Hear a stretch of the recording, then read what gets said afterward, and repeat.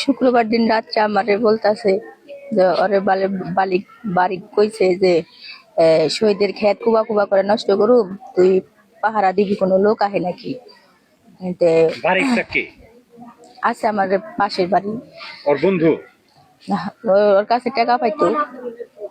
ওর কাছে টাকা পাইতেন? পরে এলো ও কইছে যে না আমি এটা পারুম না।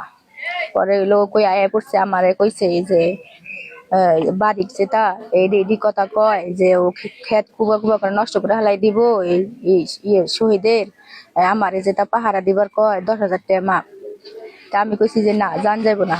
পরে শুক্রবার দিন রাত্রে ঘুমায় পড়ছে তে 3-4 বার হলো ফোন দিছে বাড়ি, অনেকবার ফোন দিছে। ফোন দেওয়ার পরে আমি কইছি বাড়ি ফোন দিতেছি। পরে কয় কি মোবাইল বন্ধ করে থাও। পরে মোবাইল বন্ধ করে থুইছি, সারা রাত মোবাইল বন্ধ আসলো, সারাদিন মোবাইল বন্ধ আসলো। পরে বিকাল টাইমে মোবাইল খুলছি, খোলার পরে অনেকবার ফোন দিছে বাড়ি। পরে আমি মোবাইল আবার বন্ধ করে থুইছি। পরে আমার স্বামী সারাদিন ঘুম পাইরে বিকাল টাইমে উঠে খাওয়া দাওয়া করে হলো দোকান পাড়িটা ঘুরবা গেছে। ঘুরে যাওয়ার পরে আইছে, তারপর আমার রান্না বাড়ি হয়েছে। পরে এলো রাত্রে খাওয়া দাওয়া করে ঘরে আইছে, আর পরে বাড়িকে আবার ফোন দিছে।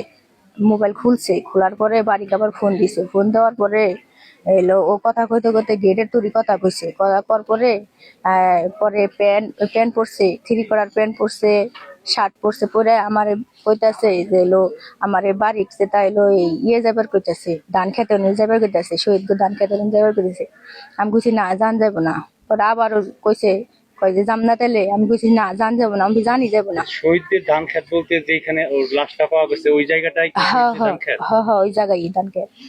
পরে এলো পরে কয় আচ্ছা যাম না, তুমি না করছাও যখন আমি যাবো না। পরে এলো আমি কইছি যে কয় 2টা সিগারেটের দরকার। আমি কইছি যে সিগারেট আমি আইনা দিই দোকান থেকে। পরে কইছে তুমি আইনা দাও, তাহলে যাবো না আমি। পরে আমার মেয়ে কানলো দিকে, পরে আমি তো কইছি তাহলে 2টা সিগারেট নিয়ে তাড়াতাড়ি করে আহিন। কয় আচ্ছা যাবো আর আহুন। পরে গেছে, আমি একবার ফোন দিছি। পরে কয় যে আমি দোকান পাড়ি খাড়ে রইছি, আয়া বুড়ুম।